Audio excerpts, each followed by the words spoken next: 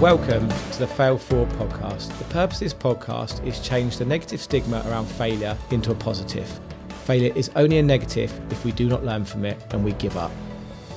Welcome back to the Fail Forward podcast. This morning I've got Callum Webber, who runs the Freedom Lifestyle podcast. He's also got an online community and is looking to do a membership and courses and events in the future. Now, I met Callum at an event, and what really attracts me towards Callum is that he's young, he's got loads of energy, loads of motivation, and he's trying to help as many young people as possible to get the right advice. So welcome aboard, Callum. Here we are. It's good to finally be here. Obviously, since Expert Empires, that was back in 2020. I never know what year it is. Last year, it was either April or September. It was the September one, because you met my business partner Jacob there as well. I did. Yeah. So we met, and then we were just chatting on the sofa, and we were like, right, we need to do a pod swap and get on each other's podcasts. So welcome aboard, Callum. Tell me, you're not in England right now. Where are you? Currently in Mallorca. I've been in Mallorca now for the last nearly 3 months now. And yeah, I spent 5 summers out in Mallorca, and I guess it's a big part of my journey and my story really that's made me think so much differently at such a young age. Mallorca's been a big part. I moved to Mallorca for a summer when I was 19 years old. I'm 25 now, and I've done 5 summers out here since, and it has completely changed my life. And I guess I'll start straight off with that really. If anyone's listening to this that just feels like you're feeling a bit comfortable or you're feeling a bit stuck, move somewhere new, start a new chapter, move abroad, go rent somewhere new in the UK, go find somewhere new to live, go abroad for a few months, do a bit of traveling. Obviously, I appreciate, a lot of your listeners may have children and families and stuff, and it's not as easy, but obviously for your young listeners that's got no commitments at all, just go, take that risk, move abroad, get yourself feeling uncomfortable, and it will completely change your life. But if you are someone that has got family and kids, I'll go into it a little bit, but in terms of obviously throughout society, throughout everyone growing up, everyone's told you're living the dream when you get a mortgage, when you get your first house. But unfortunately, I don't know if Henry, if you're probably aware, but do you know what the definition of mortgage actually is? So the definition of mortgage means death pledge. Mort means death, gage means pledge. But in society, we've been programmed at such a young age, throughout school, throughout our parents, unfortunately, because they didn't know any wiser, that getting a mortgage is the best thing to do when you're younger. But it's actually a trap at such a young age. And then people will end up living in that home, that one property for the rest of their lives, and not go and explore the rest of the world. And the problem with that, obviously, it will make you feel safe, and it's nice to have a family home. But the problem with that is it makes people become comfortable. It makes people not networking with other people because you're just around the same hometown. There's a statistic, it's something like, I don't know, I'm just throwing it out there, 60% of people end up living in a 20 meter radius from their mum and dad's house from when they're born. The statistic is the majority of people end up just living around the corner from their mum and dad's house. Whereas for me, where I moved to Plymouth Uni when I was 18. I moved to Mallorca when I was 19 for summer. I've done 5 summers since, been to Thailand, been to India. I've travelled all over. Gets you more cultured, it gets you networking more people. And I feel like we're living in an age now, especially the younger generation, people can't talk to each other. The communication skills has got crazy. I'm back out in Mallorca now, and if you ever speak to some 17, 18-year-olds, they've got no communication skills because everybody's just sat on their phones the whole time. You go to a restaurant nowadays and there's no menus, it's QR codes, and then you see a whole table of people just sat on their phones. And I think it's a real sad to see society going this way, and that's the exact reason why me and my business partner Jacob, we've created Freedom Lifestyle, because we're on a mission to help solopreneurs all over the world upgrade their mindset, boost their sales, and achieve a freedom lifestyle. But freedom lifestyle to you, Henry, may be different to me. And we're not out here to say that there's a certain way to live your life. Freedom lifestyle is whatever that means to you. That might be for you, Henry, spending more time with your kids, doing more things with your kids. For me, it might be traveling the world with my partner and with my best friends. Everybody's freedom lifestyle. Some people's freedom lifestyle might be they just want to play golf all the time. But it's getting super, super clear on what you actually want. And my business partner, he actually did an Instagram photo yesterday, and he captioned it, and it really stood out to me. And it was a lot of people, they go after money, they go after the career, and then realize down the line that wasn't actually what they truly wanted. So rather than going after the career, go after your lifestyle. What is your freedom lifestyle? And then build your life around that. Find a career or a business that can supply that lifestyle that you want. Yeah, absolutely love that. But just going back, because I'm sure that's the bit about mortgages, that's gonna really get under people's skin. Because that could be someone's definition of freedom is having their own mortgage, living 20 meters away from their mum and dad's house, and having a life that is within that community. So your point about mortgages, give me some more context on that, in the sense that, like, why is that a negative, in the sense, if that's what you want? It's not a negative in terms of it's a sense that it's what you want, but it's, do you really want that? It's getting like deep, because we've been programmed throughout life that it's the right thing to do. So everyone, like, as an example, so something that's been really big in my life that's changed my perspective of my mind is I went to university. I went to study business management. In society, university is deemed as the really good thing to do. It's the right thing to do, right? And I went and studied business management. Fast forward 3 years at Plymouth University, studying business. I didn't learn one thing about business. I got in £50,000 worth of debt. And I was learning from business that was someone that was an employee that learned from a book. And yet in society, I got a round of applause. I got a 2-1. But the reality of it is, I was 21 years old in 50 grand's worth of debt, didn't learn a thing about business, and I'm just getting taught all the wrong things. And it wasn't until being out in Mallorca, like, between me and my business partner, we're 25 years old, and we've invested over £80,000 into our education, into our coaches. My current coach is called Liam James Collins. He's built a $25 million company in 4 years. And because I'm getting around different energies like yourself, like Liam, like Matt Alwell, it opens your eyes up to the world. And something I realized was, whenever I told my friends or family that I was going to, like, my first big investment was with Grant Cardone. I'm sure a lot of your listeners probably know of him, and it was a £3,000 investment. I done it during lockdown because I was stuck back in the UK. And I can remember my friends and family saying to me that that's stupid, it's not a good idea to invest in yourself. And I just couldn't believe it, because I was getting told at a young age to go to university and get myself in 50 grand worth of debt. 50 grand worth of debt. And it just made me realise that society, the school system, university, is programmed, is set up to create employees, not to create entrepreneurs. And it's the same with the mortgage. I'm not saying it's a bad thing. You know, lots of people will have amazing mortgages. It's just good to get the awareness, because you're not told what the definition of a mortgage is. And it's not like it's a bad thing, and that could be someone's freedom lifestyle. However, imagine if everybody knew what the actual definition was before entering it. It might change the perspective for people. And that's the only reason why, although a few people might hear it and not like it, it's still good to know what the definitions are of any language. Like, language is so powerful. Everybody in your language is casting spells constantly, positive or negatively.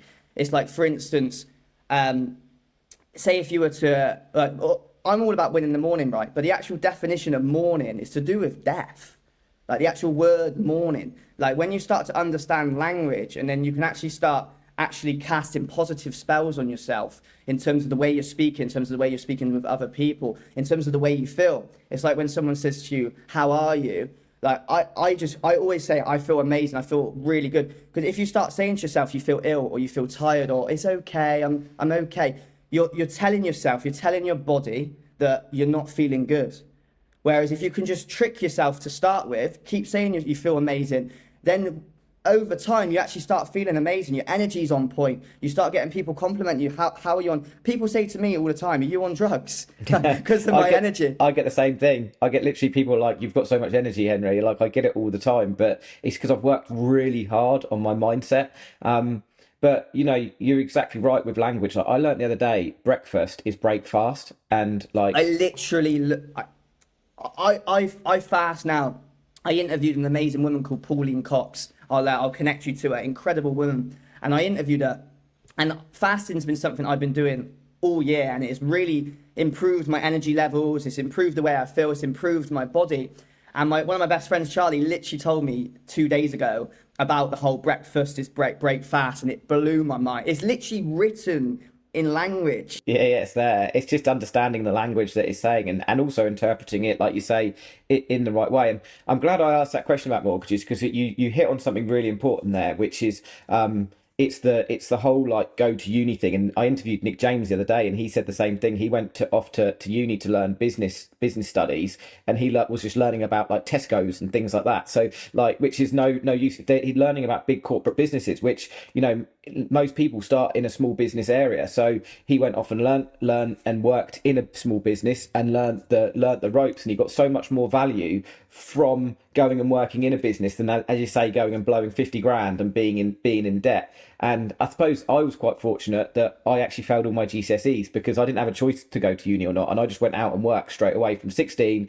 I went out and worked, and then started my own business when I was 24. But through that period, and this is what really interests me about like the awareness that you're giving the younger generation, through that time, like when I left school, I was told to be a customer service advisor, because that's what the careers officers told me. I was told as a failure, and I lost, and all this kind of stuff. And I was a dunce because I failed all my GCSEs. But I didn't back then. So I'm 39. So I'm you know, quite a bit older than you now.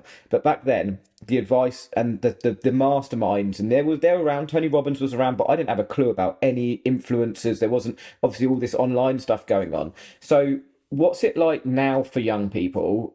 Because I know you're spreading the word, and you've hit the nail on the head. You spent £80,000 on self-development. Like, I'm over six figures now in the last couple of years, like in masterminds, in groups. And sometimes I feel I get a bit of resistance, because I'm like, is this worth it? But then I've created multiple businesses, multiple success.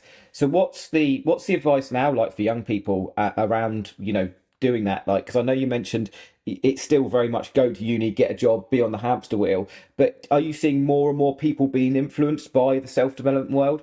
Yeah, I love that. And also, like, hats off as well, having Nick James on here after this podcast. If you listen to this, go and check out the podcast where Henry interviews Nick James. Incredible guy. I've been very involved with Expert Empires and very involved with Elite Closing Academy with Matt Elwell. So I'm sure that was filled with knowledge. But yeah, in terms of your answer, to answer your question, Henry, number one, like, personal development is like so much more in now in this decade than it was when you were growing up. And our generation in our 20s are very fortunate that, you know, there are a lot of negatives to social media. However, there are also a lot of positives towards social media. And it is the fact that you can literally get free knowledge for free from this podcast, from the Freedom Lifestyle podcast, from literally going onto YouTube and searching up how to sell better, as an example, you know, from all the audiobooks out there that may cost like £10 on Audible or something. There's so much supply of knowledge now, which is incredible.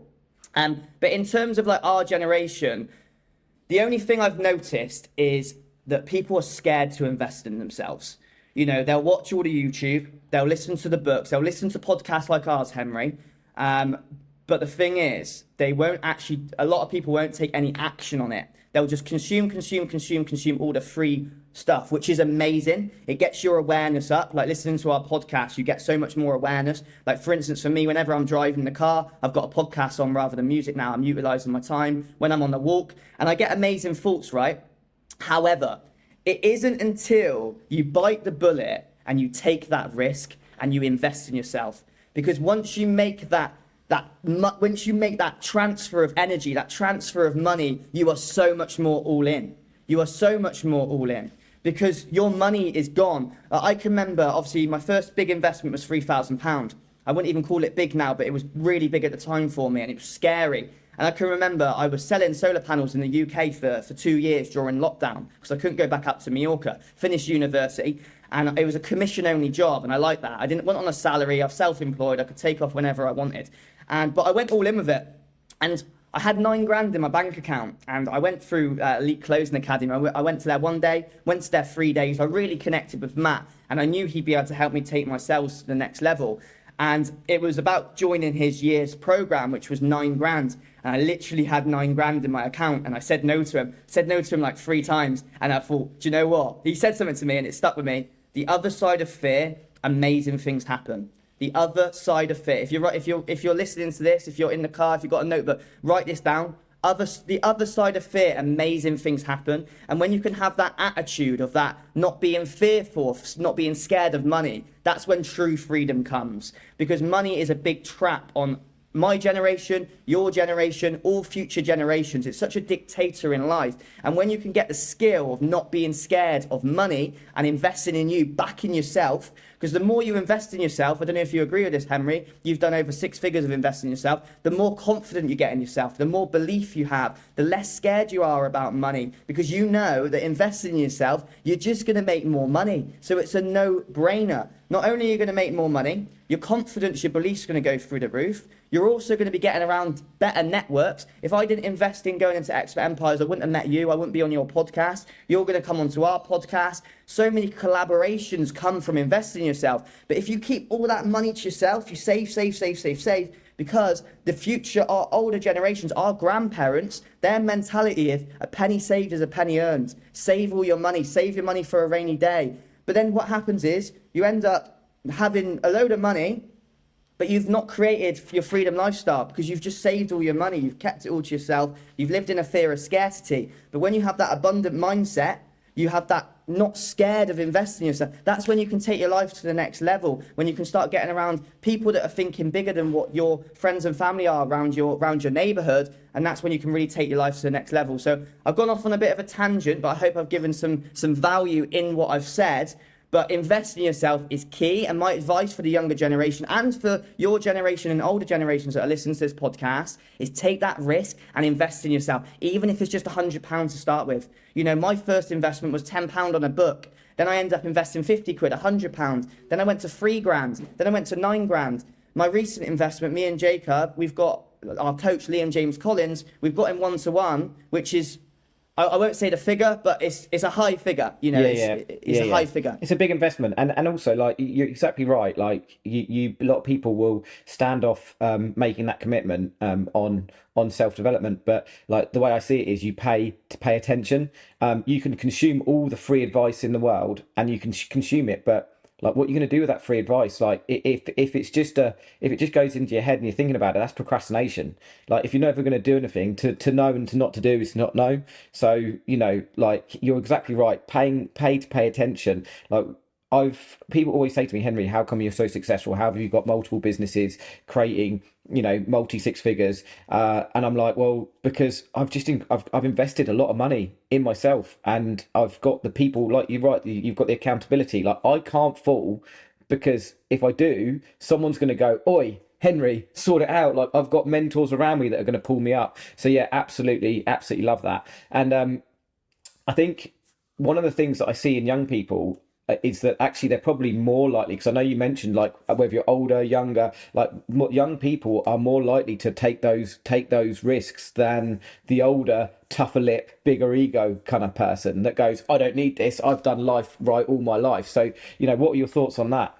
Yeah, I agree. And I wouldn't even just say our generation are more likely to take the risk. I think what happens is, because I've gone to a lot of business events and stuff, I think a lot of people, they end up getting to a point in their life when they may have kids or they have families.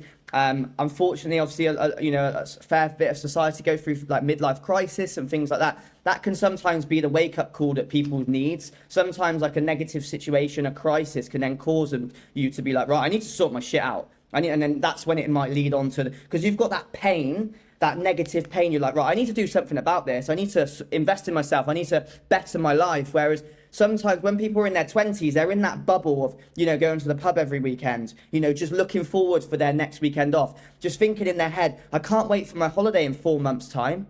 You know, I can't wait for my one holiday for the whole year that's going to get me through what I'm going through right now. It's always, I can't wait for the next thing. I can't wait for this. And then what happens is, people aren't living in the present moment, and the present moment is all we got. We might have a holiday booked in 5 months, but what if you might not make that holiday? You know, we are so lucky to be alive right here, right now. So, like, live every day in the present. Whereas I can remember being at school, looking at the clock at school, like, just counting down the hours until I could leave. It was like a prison.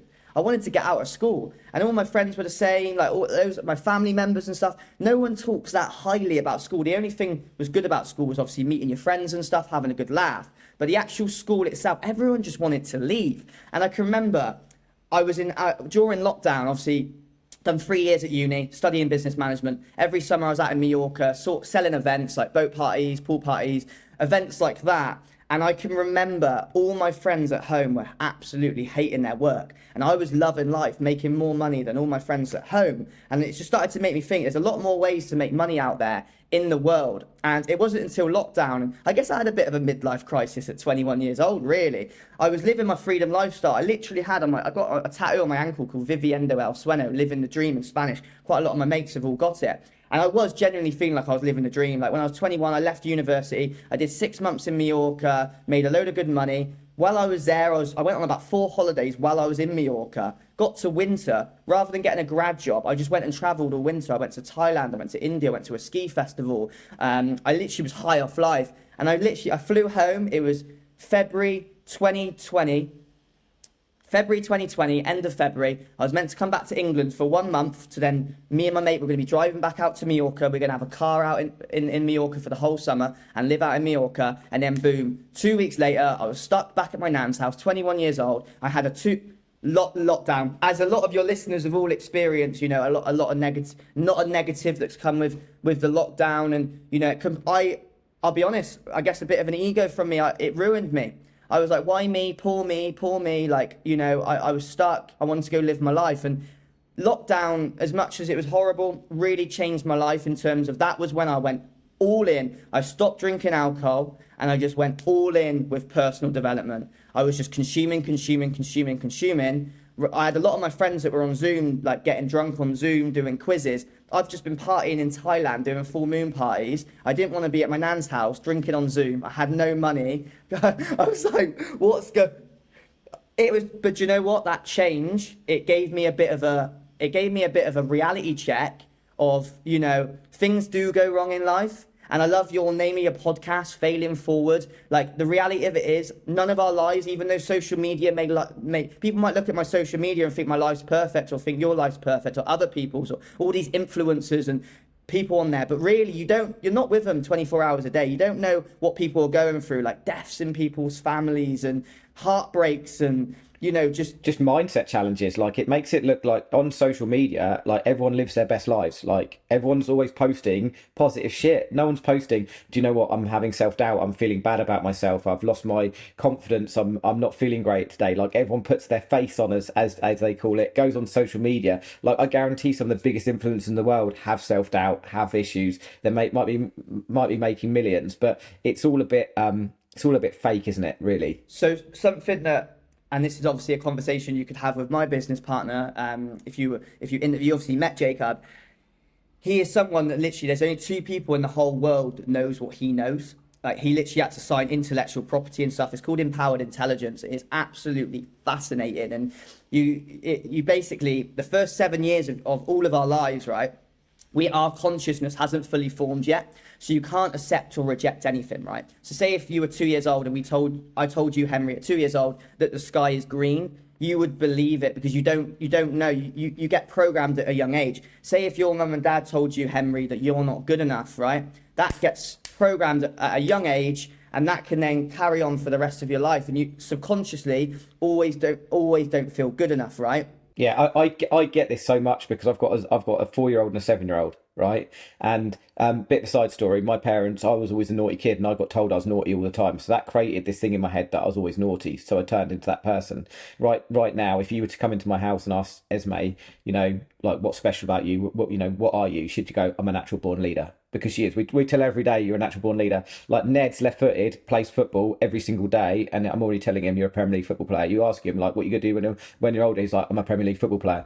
Because it's just that 0 to 7 is so important to be building up that stuff. So sorry, I had to interject then because that's so like close to my heart. So yeah, if you're a parent or are going to be a future parent, rewind that. Because programming sounds negative, the word, but if you can positively program your kids at a young age to be whoever they want to be, but just to interject there quickly, like, programming is the word, and we're doing it whether you think you're doing it or not. Anyway, people are doing it So whatever you say, like I see people talking in front of their kids all the time, and I'm like, they're listening. Like they're literally listening to everything you're saying. So like whether someone goes, oh, I don't like that idea of programming. When you're bringing up a child, that is what you're doing. Exactly that. It's just whichever way you want to position it. So yeah, sorry, carry on. Our subconscious, right? Obviously, conscious. Most of our faults are from our conscious, right? Well, but not most of our, like, what we're aware of is our conscious, but subconscious takes over the majority of our mind.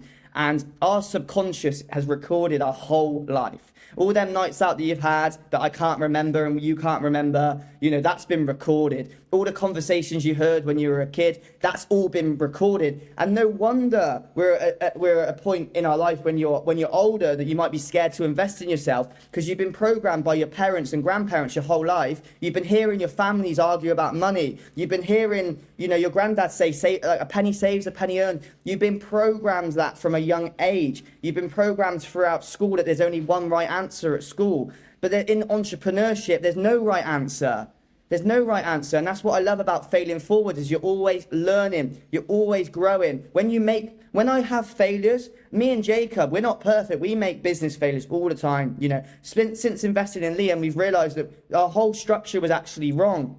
And that's not a bad thing, because we've learned so much from that. It's not, whereas at school, I used to be scared to put my hand up at school if I thought that it may be wrong. But I say to you, like, put your hand up, even if you think it's wrong, and just get it out there, because you're going to learn from getting involved, from engaging, from actually making mistakes is how you're going to grow even more. So I honestly, I love what you're doing. I love your podcast name, and it is really fascinating, like, how our childhood determines our future. And Jacob took me through a process. It's called timeline therapy, empowered intelligence. And I went back to being in the womb.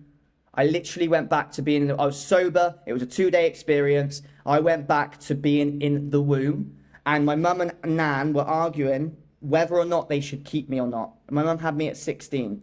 I went back to that moment. I kid you not. Jacob went to me, because I had my eyes closed. Jacob went to me. He went, that's it.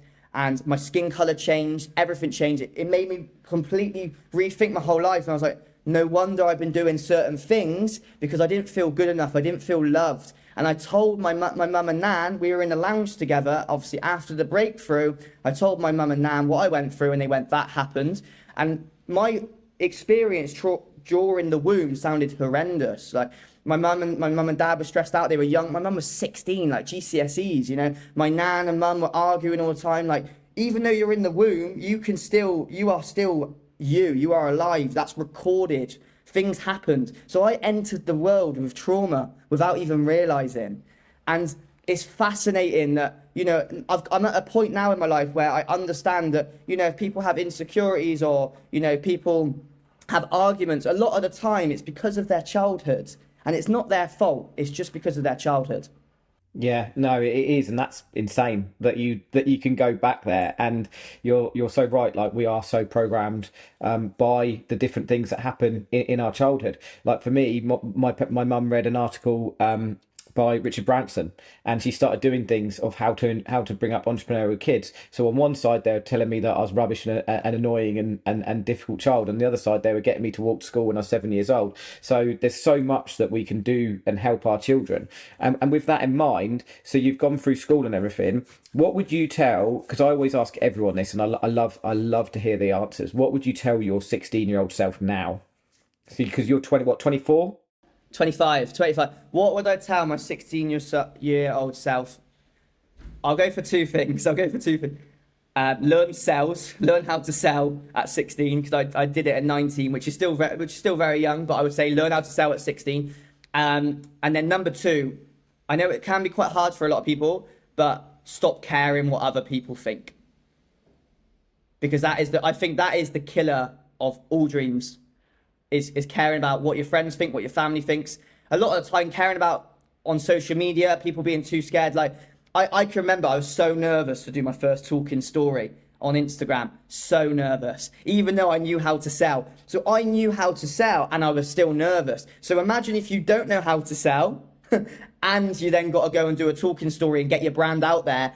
It was scary for me. I was really cared about what people would say, people judging me, things like that. But once I just got the balls and just did it, kept on doing it, kept consistently doing it, started getting some positive messages, probably have some people negatively talking about it, but don't care about it and focus on the positive. Because you doing talking stories, you getting your story out there, you getting this podcast out there is going to change lives, is changing lives.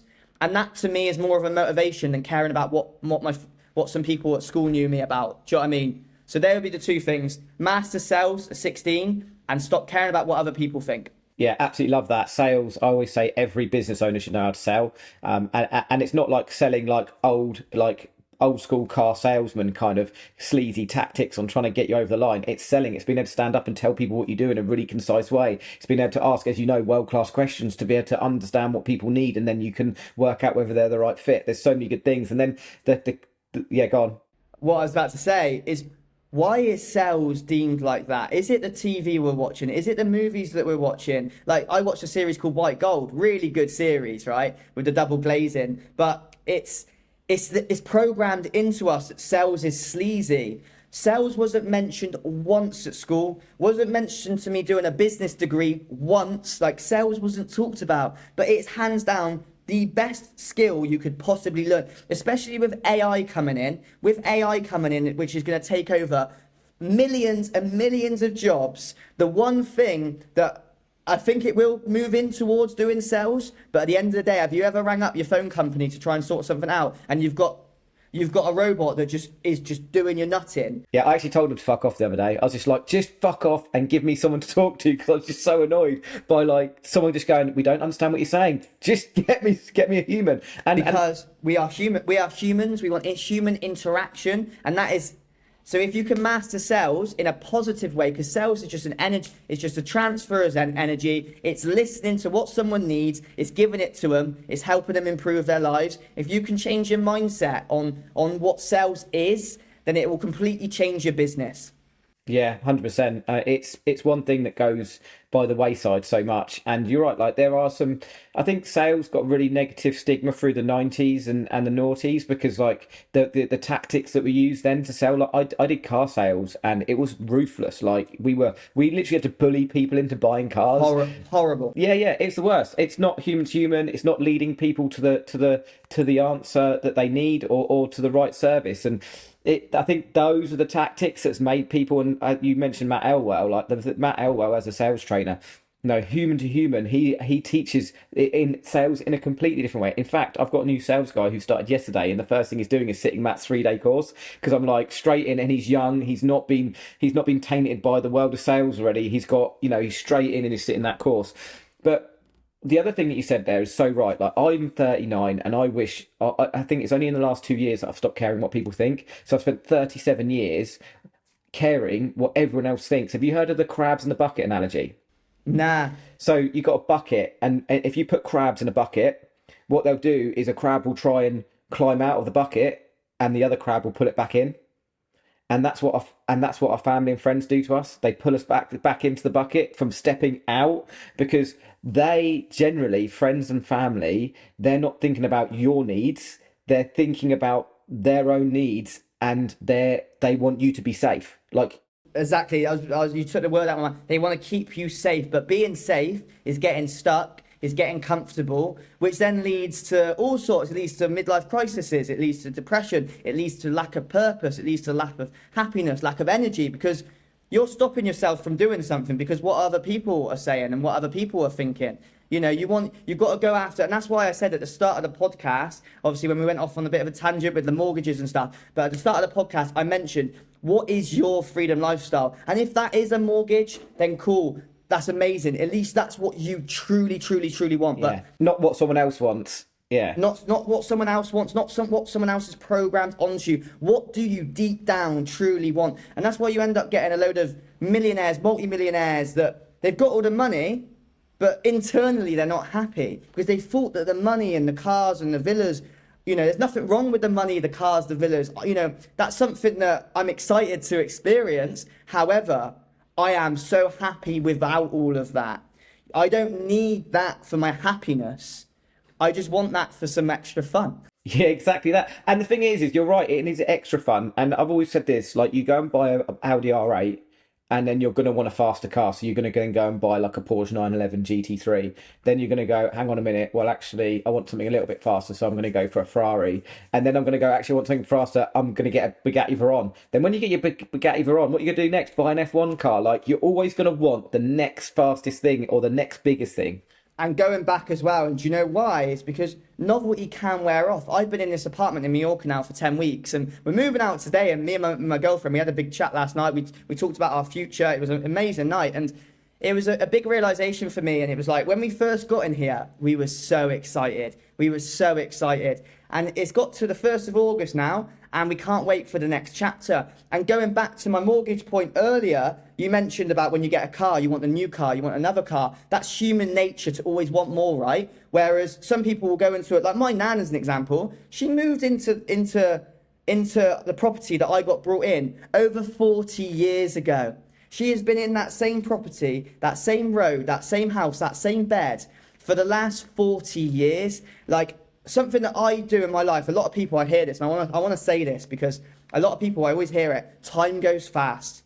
Time goes fast. I can't believe it's my birthday, can't believe it's Christmas, can't believe the year's over. That's all I ever hear, whereas I'm living in my own world, and my time goes slow. I feel like every day is like a week. I feel like every week's a month. I feel like every month's a year. And then I get to the end of the year, and I genuinely feel like I've had about 10 years in a year. I cram, everyone goes, how do you do so much? I feel like my time just goes so slow. And the reason I believe it is because, number one, I focus on myself first thing in the morning. Winning the morning, even though morning's a negative language, but winning the morning. It makes me feel good. It makes me feel present in the morning to focus on me first, and then I can attack the world. And I can be a better person to my girlfriend. I can be a better person to my clients, to my friends. But also chapter in your life, chapter in your days. And that is the reason why I'll rewind back to the start when I talked about being in a mortgage. When you first move into that home, it's amazing. You can't wait. You can't wait to decorate it. You can't wait to show the kids. You can't wait to show your friends, have housewarmings. Fast forward 3 years being in there, 5 years being in there, the novelty may have worn off and you're stuck in there for 30 years. And that is the reason why it can be a bit of a trap to a lot of people. Not saying everybody, but for a lot of people. And that's why bopping about, moving to different places, having new chapters, it's like a new start, a reset, freshens your mind, ready to go. And it improves your relationships, it improves your business, it improves your overall in terms of feeling free. Like, for me, like, my biggest value in life is freedom. That is like my number one in my life. I love the feeling of being free. I love bopping around the world, and I appreciate, obviously, the older you get, when you've got more commitments. And that's why I'm doing this message for Freedom Lifestyle for the younger generation, especially because a lot of the younger generation, they haven't got their commitments yet. A lot of them may be still living with their parents, you know, not paying for a mortgage, not got kids, may not have like a finance car, may not have like a set career. And that's the exact reason why in your 20s is the time to take that risk, to invest in yourself, to go travel the world, move to a new city in the UK, just try something new and see how your life can change. Yeah, absolutely love that, because I was 24 when I started my own business, but as soon as I started my own business, I was locked to that business.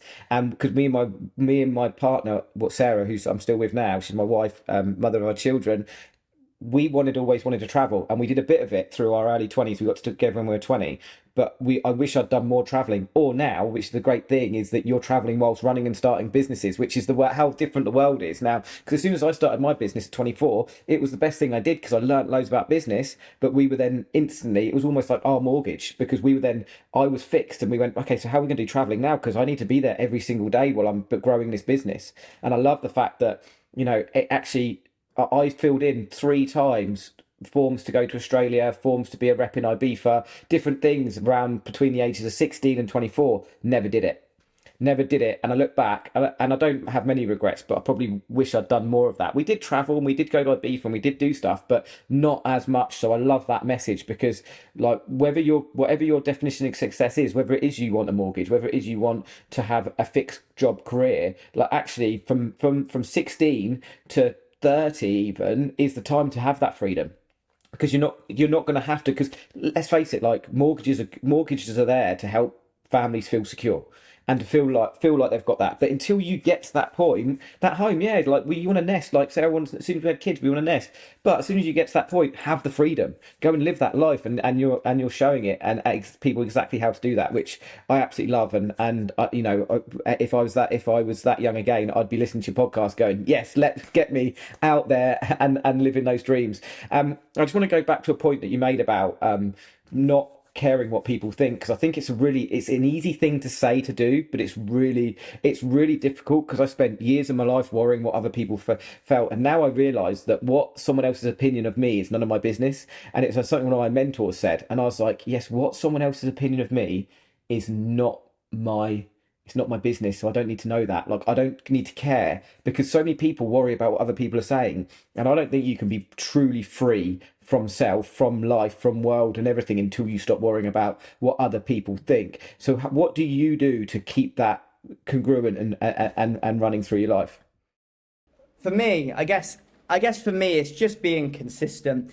It's just being consistent with putting myself in uncomfortable situations that people may talk negative about, but I know for a fact that if people are talking negative about it, there's going to be a lot of people that are talking positive about it. And by doing that, you're going to start attracting the right people. People are going to start reaching out to you, and you're going to start building what a lot of people call your tribe, your community of people that are like-minded. And the reality of it is, not every single human being is probably gonna like you. There might be people listening to this podcast right here, right now, that may think I'm an absolute dickhead. There may be, you know, it might have touched a few nerves, but there will also be a lot of people listening to this podcast that will be like, do you know what? I'm inspired by this young lad that's going out there, speaking his truth, attacking life, doing what he wants to do. Because at the end of the day, you've got to do what works for you. And then obviously when you've got your family, like, you want to make sure, like, as you get older, like, especially for me, the more I get older, the more I start getting more grateful and caring about my family. And I want to do amazing things with my family. And I think that probably comes with age and maturity.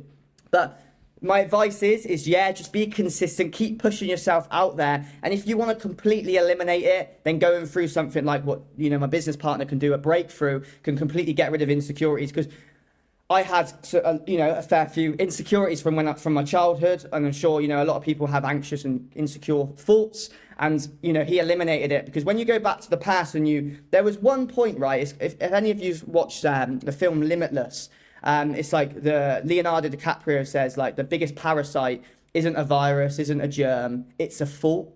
It's a fault. It's one fault that happened when you were a kid or when you're a bit older that got implanted at a young age. And that's the reason why, fast forward to now, maybe holding you back having a good relationship. You know, you find some people that can't keep a relationship. It may be because of their childhood. You might find people in business that can't get past a certain mark. They get capped at a level because subconsciously they don't feel good enough to get to the next level, you know? So if you want to completely eliminate it, then going back to the past and eliminating it, going through something like a breakthrough. But for me, like, obviously being consistent, you know, being consistent with what I want to do and focusing on the positive things. You know, you look at all the greats in the world, like Grant Cardone's been a big influence on me. He is hated by so many people. So many people hate him, but so many people love him. He's changed my life. So if he wasn't out there doing it, getting all that hate, he wouldn't be able to change my life, and he has changed my life. You know, look at all the presidents. It's like 50-50, isn't it? You see a lot of people that are successful. A lot of people hate them, unfortunately. But is that them hating themselves because they're not doing it? Are they looking at themselves and they're feeling jealous, or they're like, it's their own insecurities that they're projecting is the reason they're maybe given hate? Yeah, 100%. And I've had so many people since I've been doing on this sort of journey over the last couple of years, putting all this content out, people saying, I'm bored of seeing you on social media, I'm fed up of seeing you, who do you think you are, saying this stuff? And you're just like, you know, generally that comes from within, because they're feeling insecure about where they are. Maybe they're not living their freedom lifestyle, maybe they're not where they want to be. And I always find that actually, like, it's not external factors why people aren't achieving what they want to achieve, it's all internal. Everything is internal. The internal and external are connected. Well, you know, when you're feeling good internally, things externally are going to happen good. But, you know, like, as an example, they say, don't they? You know, like, say if you have like an incident that goes wrong, and the next minute, in the same day, you've had 3 things go wrong in the same day.